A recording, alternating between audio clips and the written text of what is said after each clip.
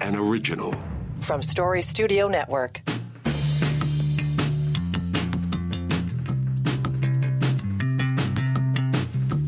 Look at that. We've made the turn into June. Welcome in. It's Now and Next, the flagship podcast for Story Studio Network. I'm Dave Trafford, and just happens to be 'tis the week for our comms crew. They're back at it with us, which is great. And just a reminder, Friday means we'll be on the ledge with John Wright and Keith Leslie, so that'll be fun, as always.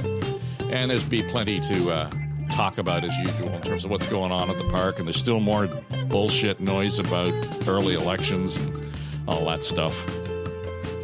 I may. Surely we've got other stuff to talk about at the gallery other than that. Sucked in, are you? All right, lots to get to this week, and I was saying earlier we spent the week pretty much head down in the last 4 days at Radio Days and Canada Music Week, and Aaron, our CEO here at Story Studio Network, was speaking at the Podcast Summit. So that was a little bit of fun and games, and for those of you who are in town, welcome in. And I think what we'll do is we had some really interesting conversations with folks who are in this new media space and where podcasting belongs, where it sits, the effect it is having, should have, can have, has to have. But we're still kind of hanging it on the infrastructure around mainstream and legacy media. And I think that's a huge mistake, and it's a missed opportunity. So we talked to some really cool folks who are head down in all of this stuff at Radio Days this week, and I think what we'll do is we'll gather them for a similar panel and get Aaron's input on some of this stuff, because what we learned out of that conversation was the need for and the desire to have really good local content. And can podcasting do that? We're working on projects that lend itself to that. There are others who are doing so. But I think that's where we're going to go with this. So for those of you who are talking about the news deserts, the various parts of the world and the various parts of this country, and the province of Ontario particularly, I think there's answers. So we'll gather the crew and we'll get into that and talk about that a little bit more in terms of, it'll be almost a year since we had C18 and where are we with all of that, the Facebook shenanigans and who's paying whom and who's getting any of that money as a result of any of that. All right, let's get to the first story of the day. 113 ATU. 113 ATU. Giving the general public enough time to prepare for what may be inevitable, that on Friday, June the 7th, that there will be no transit service in the city of Toronto. What do we want? Fair contract. When do we want it? Now. All right, we're joined here today by Marie Aikins, Brad Ross, and Lindsay Broadhead, both Anne-Marie and Brad Ross living in the transit world for a good part of their careers of late. And, I hear that hey, ho, ho thing going on there, Brad. It was a little anemic. They're not a practice since they haven't been able to go on strike since 2008. It did seem a little low energy, as someone south of the border might say. The last time the TTC struck was in, as you say, 2008. I remember it well, Dave, because I had just joined the TTC as the head of communications 3 weeks earlier, and then out they went. And I can tell you that reputationally, because what happened, just back up for a second, is that the TTC and ATU had an agreement, and but it wasn't ratified. And so we had the agreement on the Sunday. By the Friday, the vote went south, and they walked that night, very surprisingly to people, stranding many thousands downtown at midnight on that Friday. And from that moment forward, I can tell you for the next 11 years of my time at the TTC, it never stopped. We had a bit of a customer service crisis, if you will, and it was a real challenge. We know, of course, and the province passed legislation making them an essential service, and the courts overturned that last year, allowing them now to potentially walk this Friday. But I can tell you, it's in everybody's best interest, of course, to reach a negotiated settlement. I don't think the TTC, frankly, can afford reputationally a strike. Well, there's that, but also I think the city just can't afford a strike, period. And I understand those who are telling me, Lindsay, that this is going to be a different animal. I was downtown actually talking to some of your former colleagues at the Board of Trade yesterday, and, they're readily admitting there are not as many people, obviously, going to the office Mondays and Fridays, for example. So that stress and pressure on the commute is going to be different than it otherwise might be. And we'll get to Anne Marie's comments about congestion, but take the Gardiner into account, the bullshit that's going on King Street and Queen Street and Adelaide and Richmond and Wellington and everything else downtown. It's a different animal now organically in terms of trying to get around in Toronto. A TTC strike post-COVID even, I think, is going to be critically, problematic for the entire GTA. It's not just going to be for the downtowners.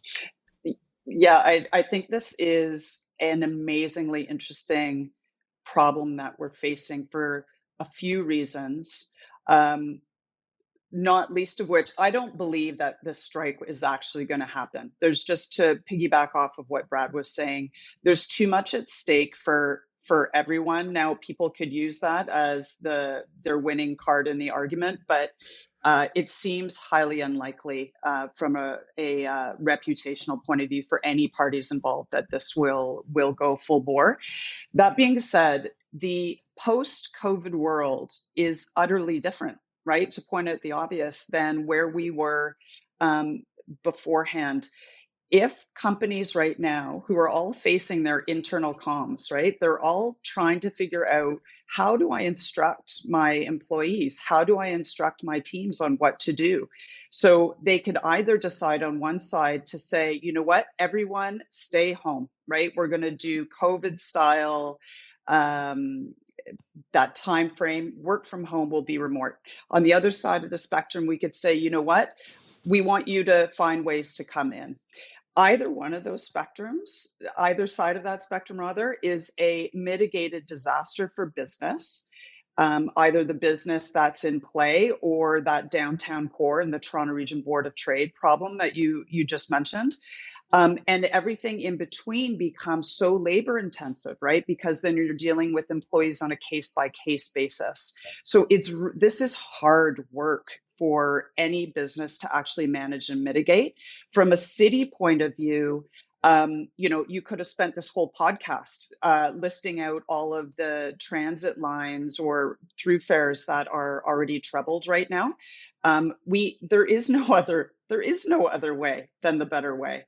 And they have us in trouble. And then finally, from a city of Toronto point of view, we also have to remember that during a strike, people are redeployed, right? And efforts that should be spent on congestion, should be spent on whether it's the World Cup, the good things, they will be redeployed. And this is not the time to be focusing on strike efforts. This is the time that we're using our person power towards getting stuff done. So this is it's a fascinating idea that surfaces a whole number of problems.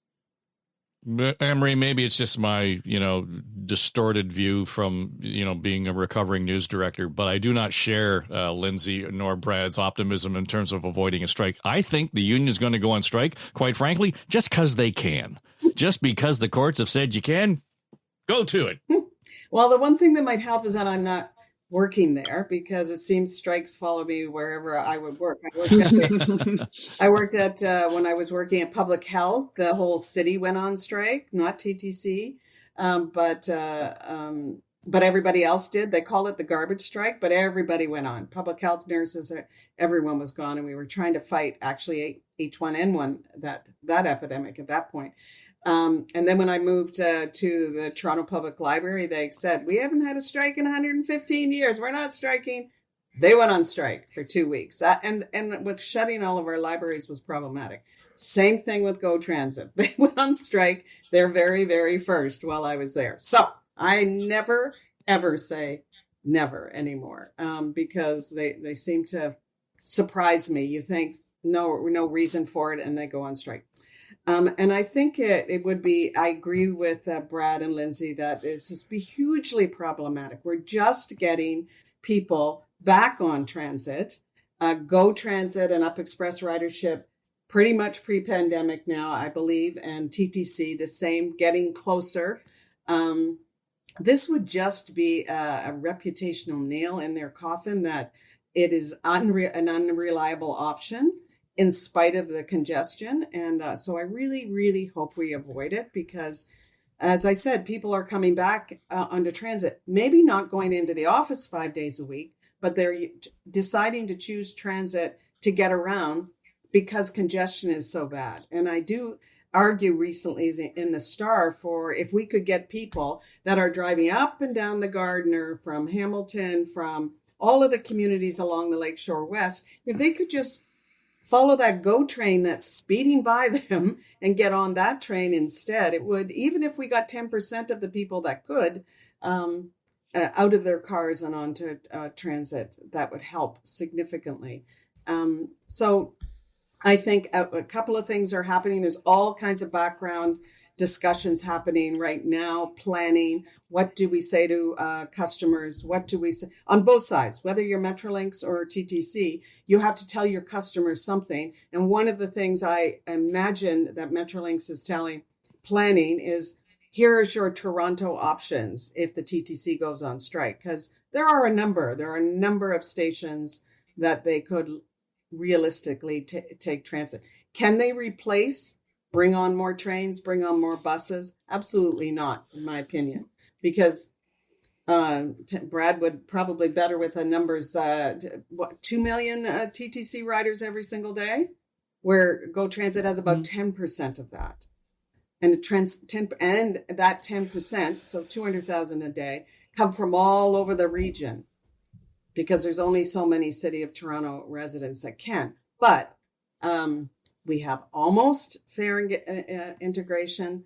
Now's the time. We're kind of ripe to get people back on transit, and a strike would really, really hurt that. Well, but just before we get any further into it, I just want to kind of loop back on something you said, Anne-Marie, and get Brad's take on this, because part of this is, we can talk about the negotiations and everything else, but the service itself has had an issue even when the union was in a situation where they could not strike.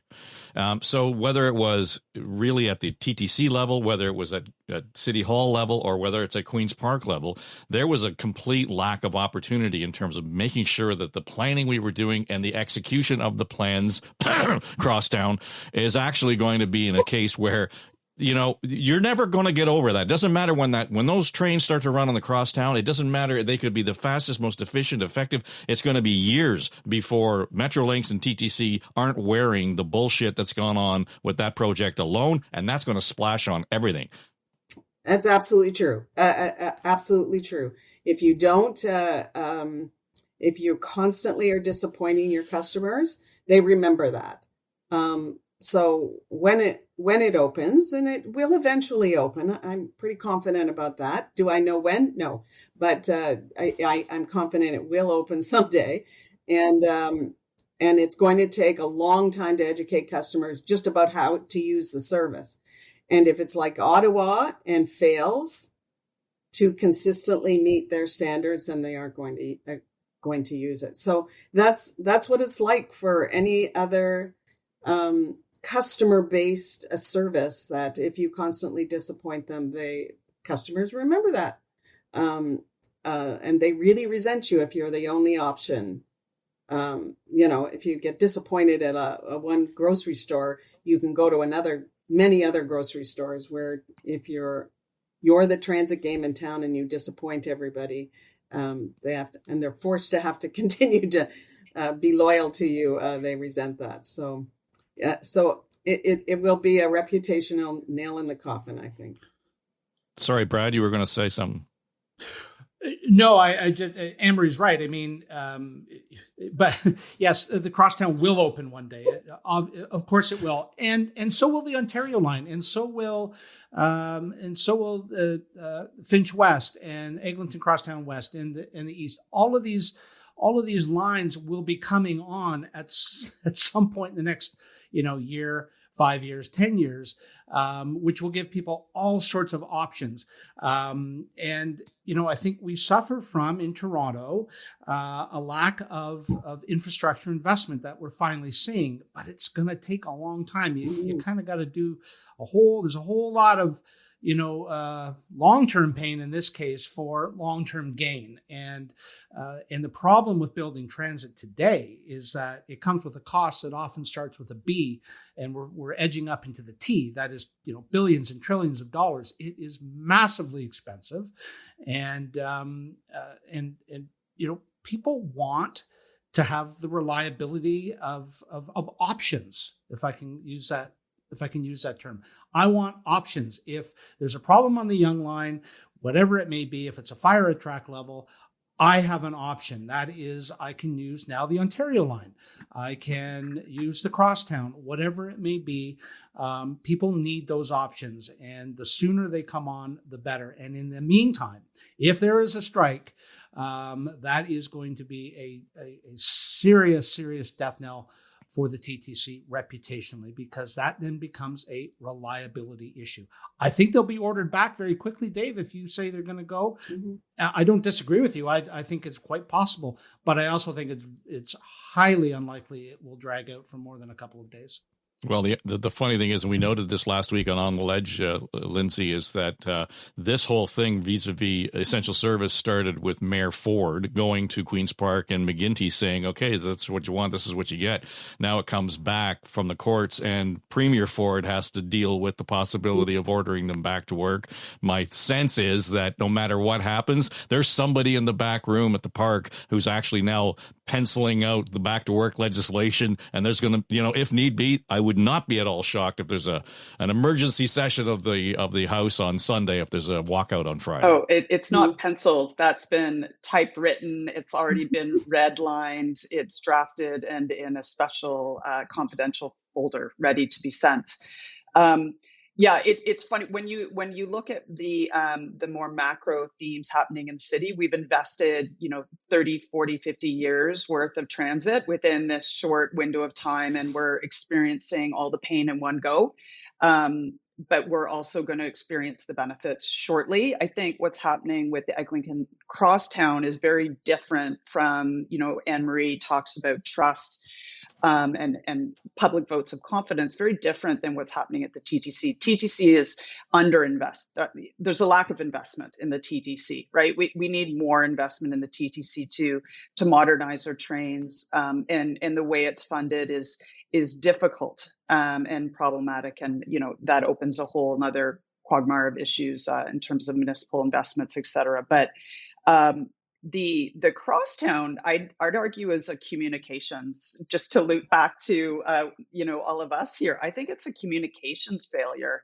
The rationale for why it's not up yet is actually very sound, right? They're testing, and they need to test for a certain period of time for it to be safe, so we don't see an Ottawa situation again. Why that hasn't just been communicated, like not last week, but I don't know how many years ago, and hammered home so that people understand, is so reasonable. I think Torontonians and publics are actually quite reasonable if you communicate. When you do the song and dance and try to hide things and try to make it look cute, that's when people can read through that in 2.2 seconds. And this is where I think the rubber hits the road with all transit projects, is the basics: greater transparency, greater authenticity of folks speaking, and just park the BS of trying to message folks who can read through messages and read through spin. This isn't a time for that. This is a time for like big honesty. These are tax dollars, and we've got amazing projects coming up. How in God's name does the public, how are they ever going to repeat the true thing that this is amazing if we don't have their trust? We've lost that opportunity to have so many people on side. So I hope moving forward, that's the way leaders decide to go. Well, here's the part of the problem, though, is that when we have these grand announcements, and I can still remember, Transit City out at Downsview Airport and the big announcements all there, and McGuinty and Miller and all, and then the maps and everything looks great. And the first question is, when will it be ready? Yeah. And that's the first answer. And we're going to say, when your grandkids are 92. Yeah. Right. Yeah. It would have been ready today, Dave. Absolutely. It would have been ready today. I hear you. Right. So, but that was the same question around Crosstown. And at the time, just after it was announced, I was doing work with the P3 Council here in Toronto. And they were waving the flag saying, this is the greatest thing. It's the largest P3 project in Canada, and it's going to be on time, on budget. It's going to be one of those things we can show you where the savings are because it's a P3 project. What a fucking disaster that has been. You talk about it. I was doing comms and I'm thinking, holy shit.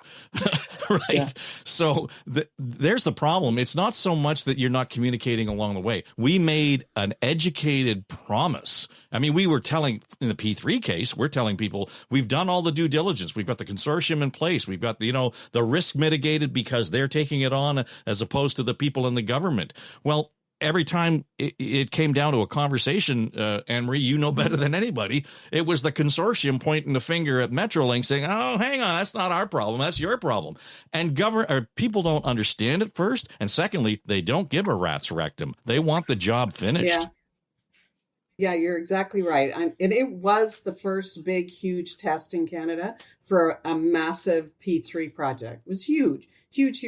And I think the lessons from that are already being incorporated into today's transit projects. Whoever's doing the transit project, and most of them are with Metrolinx now. They aren't building these huge.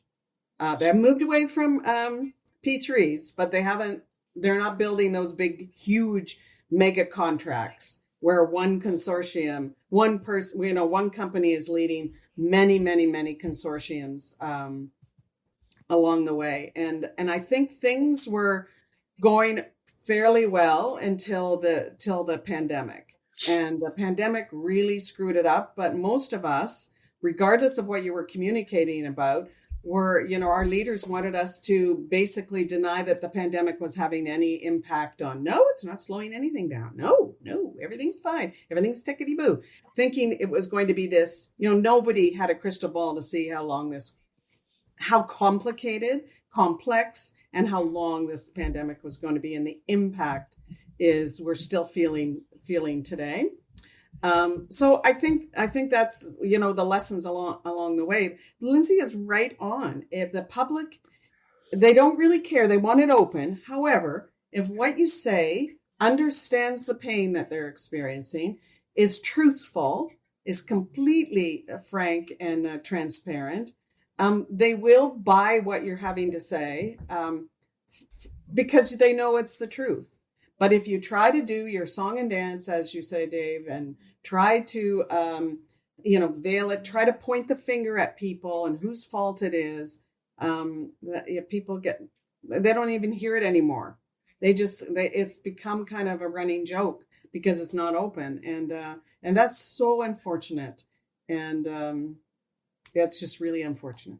It didn't have to be that way.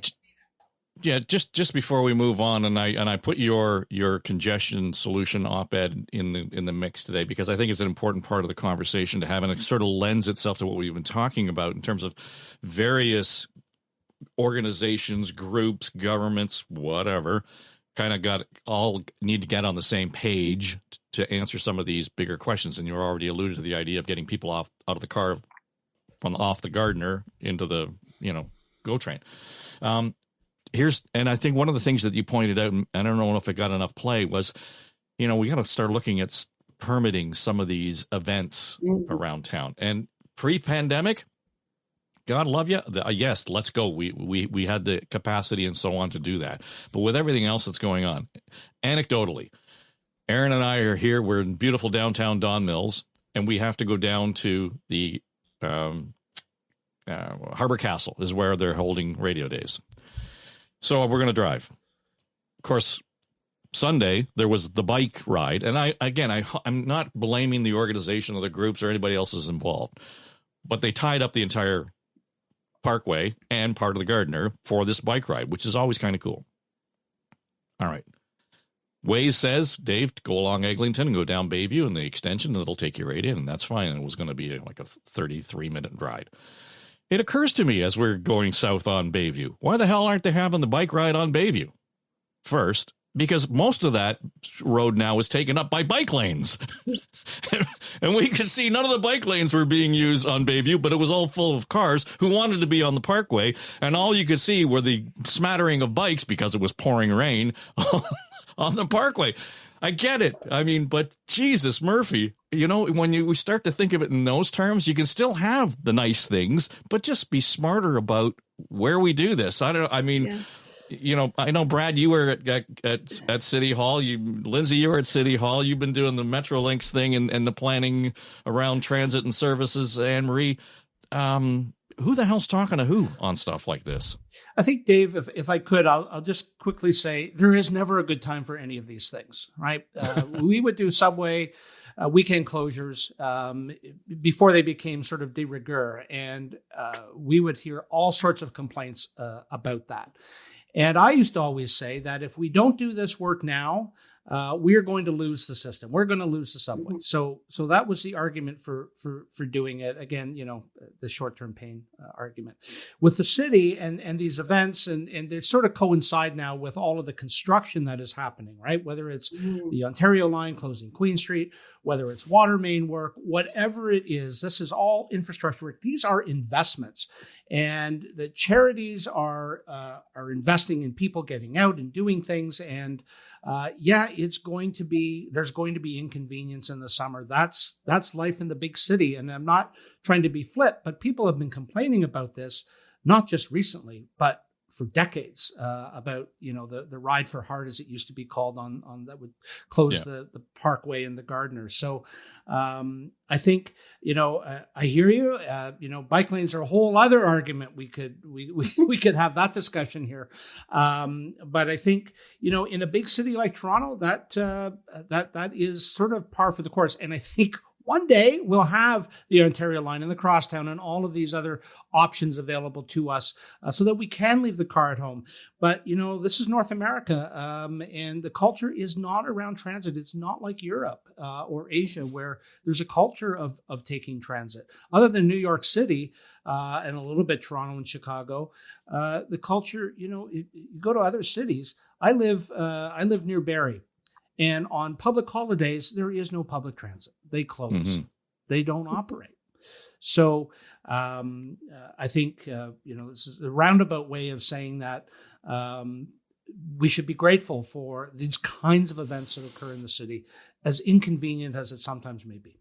Well, the only thing I could think of, because there was subway work being done, the Gardiner was closed, the Parkway was closed, there was a Blue Jay game going on, and the only thing I could think of was, well, thank God the Leafs weren't in the playoffs, because that just would have been fucking chaos.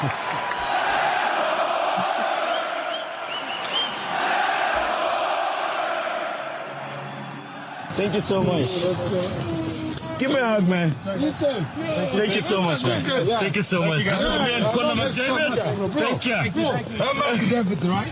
You're Mark David, right? So we do get to cheer for the Oilers. They will open up the Stanley Cup final on Saturday, Lindsay, and I had to laugh. You talk about the grand culture that is Canada, and everybody's a hockey fan, so you had these guys on, and Brad found the clip on X, and they're accosting Connor McDavid as he's loading beer into the trunk of his car, and I don't know if they were, had some guidance to help them with that or not, but I think clearly engaged. If you see the video, McDavid looks mortified. because he doesn't want to misbehave in front of what is obviously being videotaped.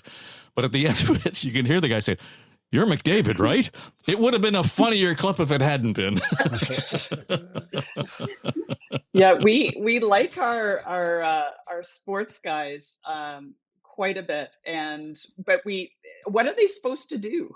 And what is a more Canadian moment than our best hockey player loading beer before a game? It's this wonderful moment of Canadiana, and he's trying to be charming maybe about the whole thing, but on a more serious note, whether it's famous people, certainly our politicians, we're not giving folks space to breathe, space to be safe. It feels very unsafe, and that we've given ourselves permission to get in each other's space and face and take over personal moments by recording. Maybe it's just part of the gig, part of the job, but we're certainly crossing many lines, especially on the political side. But on the funny side, I do love this moment of kind of cute Canadiana. Well, Anne-Marie, two things. First, I question, certainly don't question McDavid's hockey skills, but his choice of beer, I mean, really? Coors, so there was that. But the idea that, this can light up a city, and I don't know if these guys were always hockey fans or not, doesn't really matter. Now they're Oiler fans. And we see that happen all the time here in Toronto, whether it's the Blue Jays or the Argonauts or, the Leafs, whatever, the Raptors. All of a sudden, the bandwagon gets pretty crowded. Yeah, I think these fans had some liquid courage going on, and because you could tell they didn't have any, people that are drunk often, not me of course, but people that are drunk often they lose their spatial awareness about how close they are, and the body contact and the hugging at the end and the silliness. People are also looking for their viral moment. Something that they're going to post online is going to go viral on them. And anyways, it was very much a typical kind of Canada thing, but I wasn't getting the little packs of beer. I wondered, did you take a whole bunch of samples? And do you really need a sample someplace? All these samples that he's loading his car with. So anyway, he could just tell he was uncomfortable and was just wanting to get away from them and get out. The comments online, though, were pretty funny.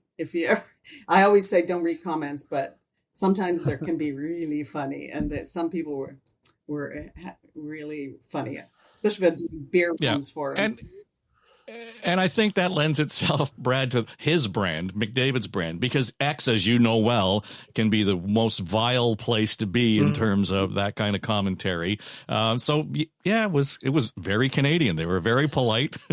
He was very stoic. McJesus, McDaddy, whatever nickname you want to give him. I saw some comment how this beer run should have been a rookie run. That's not, but he's the captain, so right. Maybe he was doing captain duty and grabbing. I'm not going to comment on the beer brand, but I'm with you, Dave. So, but the viral moment, right? And so just to stay on the hockey theme for a moment, last week we saw a photograph of Mitch Marner. The much flailed Mitch Marner meeting with the new head coach of the Toronto Maple Leafs, Craig Berube, at some coffee shop in Etobicoke. It was one of those sort of surreptitious photos with an iPhone. I'm not taking a picture kind of photograph. So again, something that went viral. Things are going viral. There's all people want their moment. It's to Lindsay's point. It's the celebrity culture is a bit of it's something that I just don't get, but boy, you see it every day. Something's going viral, if that's even a term anymore online.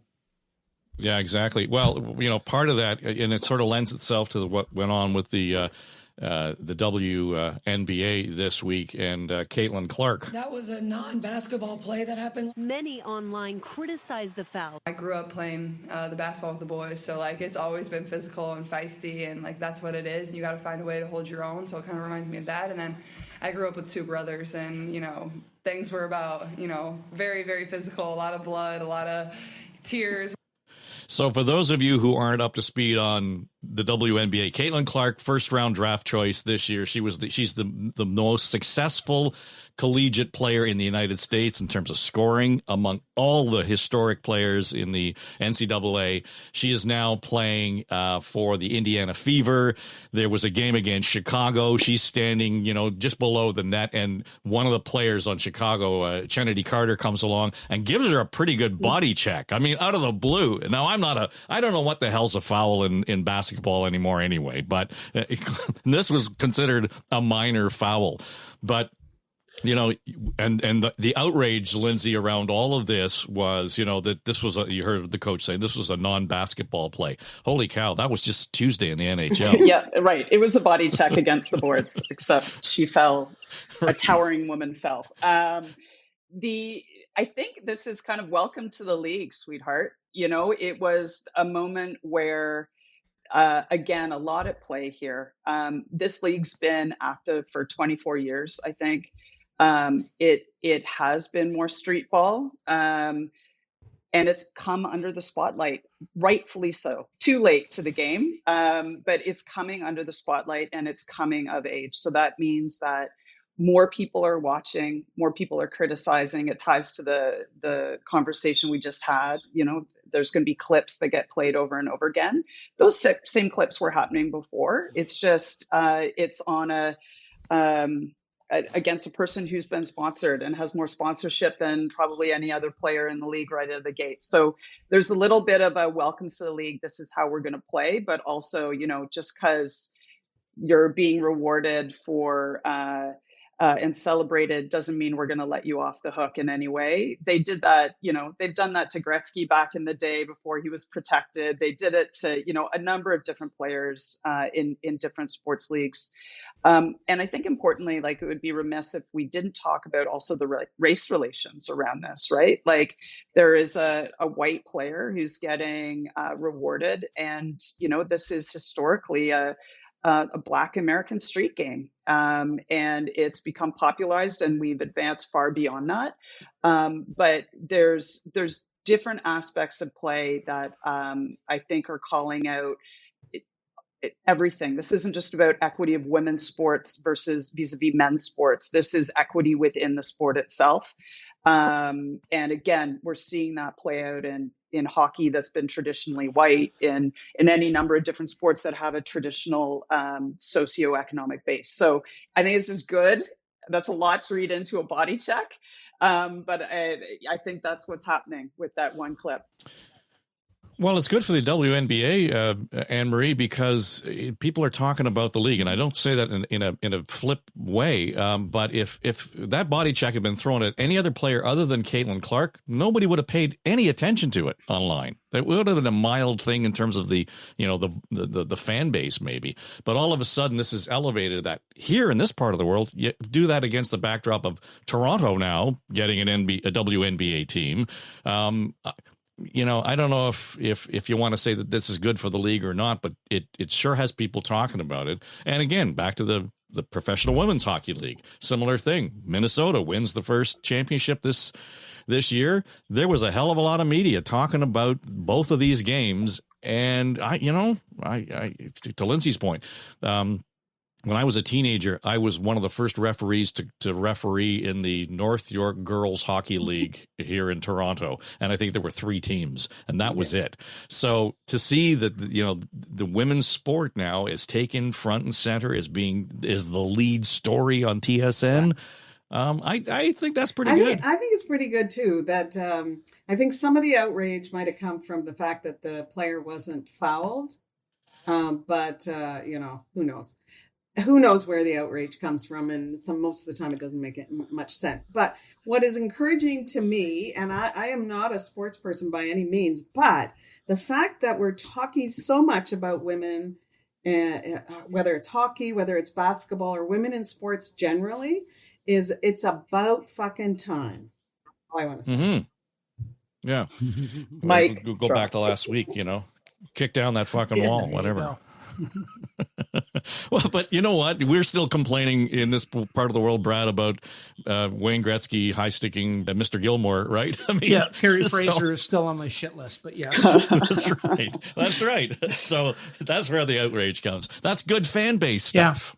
I want to go back to a point that I think the point that Lindsay made on this, and it is sadly it is a one around race, and those who are calling that what was upgraded to what is a flagrant foul, those online who were calling it an assault, literally an assault, that you should be charged by police with assault, are the MAGA types, if I can. Who have embraced the WNBA because of Caitlin Clark. They're this phenom, an amazing, talented player who happens to be white. 60% of the WNBA is black. 73% of the NBA are black. So this is white woman who is a phenom who is getting a lot of attention, a la Wayne Gretzky used to when he went to LA. And I think it's more of this culture war garbage, and I think it's a sad state commentary on what we're seeing south of the border. Nevertheless, I think Caitlin Clark has handled herself extremely well, and I think Kennedy Carter handled herself extremely well. This is a sport, for God's sake. It was a flagrant foul. She, whatever, whether it's a penalty, whether it's an ejection, whether it's a suspension, the league will deal with it.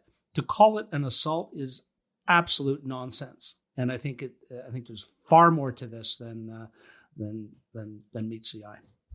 Yeah, well, and I think call me when there's the first, bench clearing brawl, and then maybe you get into that conversation. But we're a long way away from that. All right.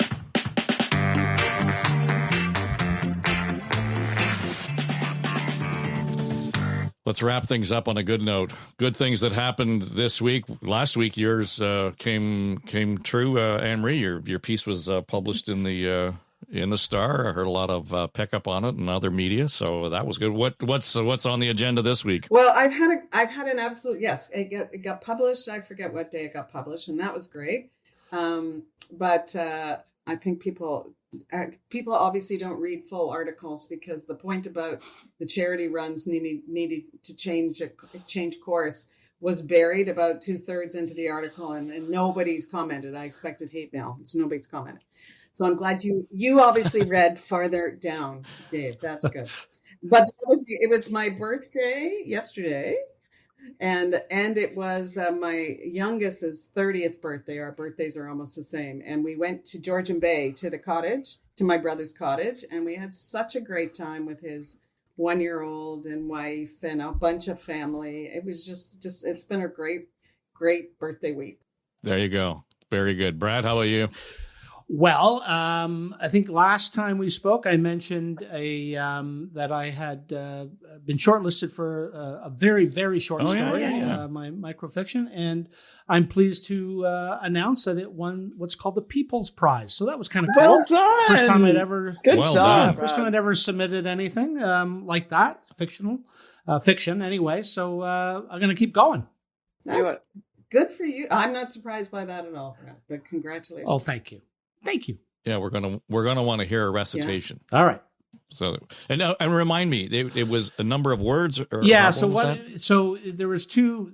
It had to be 100 words precisely, right. And it had to contain the word rose. Those were the two. Those were the two conditions. And it had to be complete thoughts or just random words. Well, it had to be a story. It's micro fiction, flash fiction. It's been a thing for a long time, but it's something I just recently discovered. I enjoy it. It's a lot of fun. It's a lot of fun. Yeah. Lindsay? Well, first of all, congratulations to my two panelists here, my two friends. You guys, you have such incredible thoughts to share. I've been following both of you independently, quite irrespective of this pod. So I'm just chuffed that you're getting your thoughts published, frankly. I did talk about Canadiana. I did something I have never done before, and I don't know how I ever missed this. I also dodged all the traffic. I live in the East End, and I made it down to Niagara. I had to get my kids their Nexus passes, so we had to go to the border. And we made a day of it. I went and went to the Maid of the Mist. So the Niagara Falls boat, and that everyone has done 8 million times. I've never done it. And hand on heart, I don't know if it's because I was seeing it through the eyes of my kids. I had the most amazing time. Like, I was yelling like a schoolgirl. I just loved the entire thing. I highly recommend it. The Niagara on the US side is really cheesy and weird and kind of from a movie set. Like, you don't need to spend much time there if I'm making recommendations, but the boat itself was absolutely awesome. I thought it was neat. I remember one time the old boys, we went on a hockey tournament, and we used to go to Niagara all the time, and we would play at the Niagara College, the university rink there, and it's an Olympic-sized arena. It's really nice. And then there was another community arena. Anyway, whatever morning we're driving to the rink, and one of our guys he got lost. And we're kind of wandering around in the sort of outskirts of Niagara, New York, and all of a sudden we get followed by a police car, and he's staying real close to us. So we're pulling up, and we're coming what looks like a main street. The lights go on. Oh, God, what the hell, right? So we're just trying to find the rink, and the guy gets out of his car and we roll down the window, and the guy I'm with, he's driving. He said, cop says, where are you going? And he explains, we're going to this hockey arena. He says, well, you're nowhere near that. He says, yeah, I know. Okay, you should not be here. It's just not safe for you. Not follow me. It was little ghetto. Little beyond cheesy. The police escort to indeed. the rink. Wow. It was great. The guys all thought we were pretty special, right? Are you Connor McDavid? Like, what's going on? Night. That's right. Video or it didn't happen, Dave. Were you carrying beer? Should have been our viral moment. That's right. For me, we've had Aaron's in town, and we've been having a great time kind of connecting with some industry folks. But, even better is my eldest grandbaby is in town. Piper's here with us this week. And so we're going to the aquarium today. She went to experience Yorkdale with her grandmother and her mother yesterday in between meetings. And, it's just been kind of fun to have alone time with her, and she lives in Nova Scotia, so it just becomes that thing. And I will say, as a harbinger of good things to come, when they were out for their ride yesterday, Piper actually saw a vehicle being tested on the crosstown. So that she's our good luck omen. Right. That just might be it, just to close the loop on the whole thing. Well, again, video or it didn't happen, Dave. Can you tell the mythical story of this this east-west train that's going to someday come here? Well, that was her question. She said, well, it looks like it's working. Why isn't it running? Right. That's from the 7-year-old. We got it figured. Put that on a T-shirt. Yeah, exactly. Anne-Marie, Brad, Lindsay, thanks. This has been fun. We'll do it in a couple of weeks. Thanks, Dave. Thanks, guys. Bye, Have a great week. Thanks, Dave. Pay no attention to that man behind the curtain. Now and next is Story Studio Network's flagship podcast, produced by our chief executive producer, Dave Trafford, and supported by our entire SSN team, including our senior producers, Becky Coles and Jen Hudson, our technical producer and audio editor, Mike Trutler. Jamie Nickerson is our production manager, and our sonic logo designer is Greg McDonald. Also, I'm Erin Trafford, Queen of the Universe. And that's all I have to say about that. Okay, everybody, that's a wrap. This is SSN. Story Studio Network.